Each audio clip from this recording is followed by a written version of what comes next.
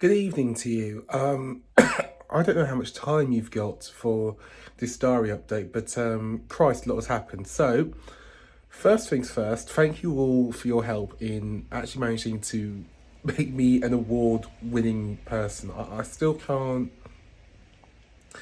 actually say, I can't get my head around that. So the election has been an absolutely farcical experience on many levels. I've personally enjoyed being involved with it, but that's because I've had the fortune to work with good people who have good morals and good understanding, and to broadcast to people like you. Everything else has been abysmal. The amount of disinformation we've had has been truly astonishing.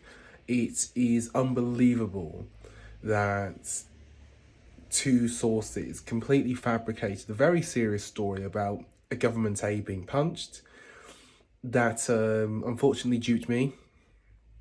I have to hold my hands up there. I was not happy at that. That it managed to dupe basically the entirety, almost, of the lobby who tweeted about it. And yes, they made apologies, but also there was never anything like a punch in the photo. And now we don't know who did it. We don't know who lied, despite the fact, presumably, that they had to be pretty good senior sources, one would presume. There's a story on the BBC website about basically misleading election claims. The Conservatives have 88% of their adverts labelled as misleading in some way on Facebook. Labour have none. Now, I think we've seen dishonesty in this campaign on an unreal scale, but it's just astonishing to me. And I'm not saying this, by the way, telling people to vote for any party, but I think it's astonishing that we have a government that has run for office and lied so much about it. And I think really it's a very bad precedent at this point in time. It's a great shame actually that we're talking about conspiracy theories, etc., when the actual case was very serious indeed. And by the way, it is real. I shouldn't need to say it, but it's real. The hospital have admitted so. The Yorkshire Post have also put out a further statement. Not that there be any need to misbelieve them. And I think people who are trying to mitigate and think, oh, well, the kid could have had a chair or the bed, are really missing the wider point here, which is that we have an NHS staffed by fantastic people, but chronically mismanaged. And it's not going to be easy to fix. It's not going to be easy to fix at all. The population is growing older. I don't know if it's growing thicker, but we're putting more and more pressure on the health service every year, and something has to be done, and that something is a difficult, unwieldy decision. It probably does require more funding. It probably requires also a change in approach as well. And that's something that does make me feel a bit fearful. This is the abode in London. I actually like it. It's a very small room though. Look at how little space I've got for me. For me. A couple of notes in this selection. Number one, I'm disappointed in the balance of broadcast's editorial decisions.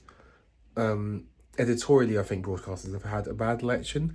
There have been lots of really good individual journalists, but they've been let down, I think, collectively by their editors.